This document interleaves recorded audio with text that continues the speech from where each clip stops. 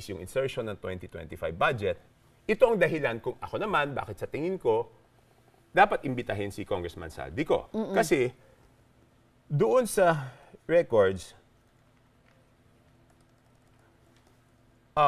kasi doon sa budget, doon sa records, makikita mo kung sino ang nag-request at saan distrito napunta yung project. Di ba? Opo. Dahil kaming mga congressman, pag nakita namin yung budget sa NEP, magre-request kami ng extra para sa distrito namin. Pag nag-grant yung request, for example, ako, Congressman Toby Tiangco, nag-request ako. Sa records, pag nag-grant yung request ko, ang lalabas na requestor or proponent is si Toby Tiangco at mapupunta sa distrito ng Navotas. Doon sa records ng Kongreso, meron doon na worth 13,803,693,000 pesos na ang requestor is Congressman Saldico at napunta sa iba-ibang distrito. Okay? Tapos, ang mas nakakagulat pa doon, kung matatandaan mo, Jessica, may nabanggit na lugar na malaki yung budget, di ba? Can you identify the districts already? Huwag na natin pangalanan yung kasamahan ko. Kasi sinabi na nila, hindi nila alam. So, wag na natin banggitin. Pero sinasabi ko lang sa inyo, meron isang, out of the 13,803,693,000, yung isang distrito, nilagyan niya ng 3,105,759,000. Yung isa nilagyan niya ng 3,200,000,000 pesos. So, anong tingin niyo po dito? What was Zaldico doing? Dapat ipaliwanag niya. Bakit? Una-una, bakit siya may discretion over this amount of money? Di ba dapat yung congressman, mas alam niya kung ano yung kailangan niya. At tulad ng sinabi ko, pag pinagbigyan yung request namin, nakasulat doon, kami ang requestor, at doon yung distrito. Pero ito, lahat yan, yung 13 billion na yan, siya ang requestor. Ito pa, yung dalawang party list associated to him, ako Bicol, 2.295 billion, at saka yung BHW, nasa pamangkin niya to, 2,064 million. So yan na naman yung isang question, di ba? So total 17 billion. Almost 18 billion. Pero ang question is,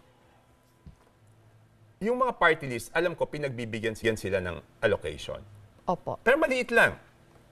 Kung di ako nagkakamali, hindi ko alam. Kasi nahiya naman ako magtanong-tanong, di ba? In the amount of magkano? Mga siguro 100, 150. If I'm wrong, dun sa mga party list na kasama ko, kung mali po ako, correct niyo ako. Yan ang alam ko. Hindi usual yung 2 billion. Hindi, 60 nga silang party list itong dalawa. Pinagpala, di ba? Nakakuha ng 4 billion. 2 billion each. It's not usual. Tama po. Hindi. Okay. And then, ulitin ko lang po, Congressman. Kasi 2 billion, isang distrito na yun eh. Oo. Yeah. Kasi, more or less. Ulitin ko lang po tama po yung pagkakaintindi ko. So, si Zaldico gets 13 billion na inilagay niya sa kung ano-anong distrito without the congressmen or even the LGUs for that matter, knowing, bigla na lang meron pala silang ganung pondo. Yes, sinabi sa akin ng mga congressman, di namin alam yan.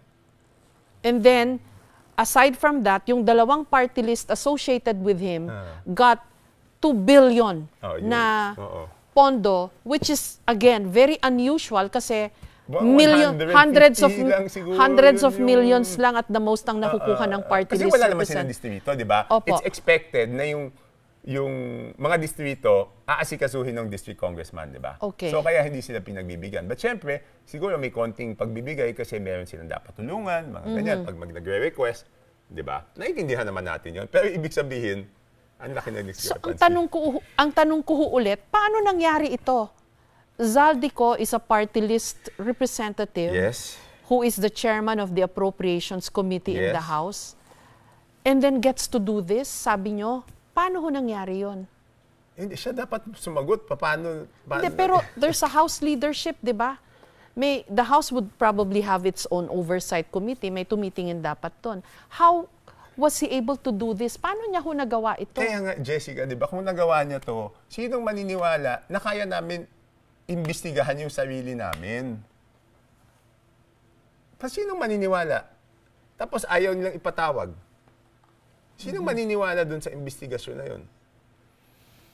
Nasa nahubat daw siya? Hindi ko alam. Alright, we got another blogger on the side. Team Kumbatirox.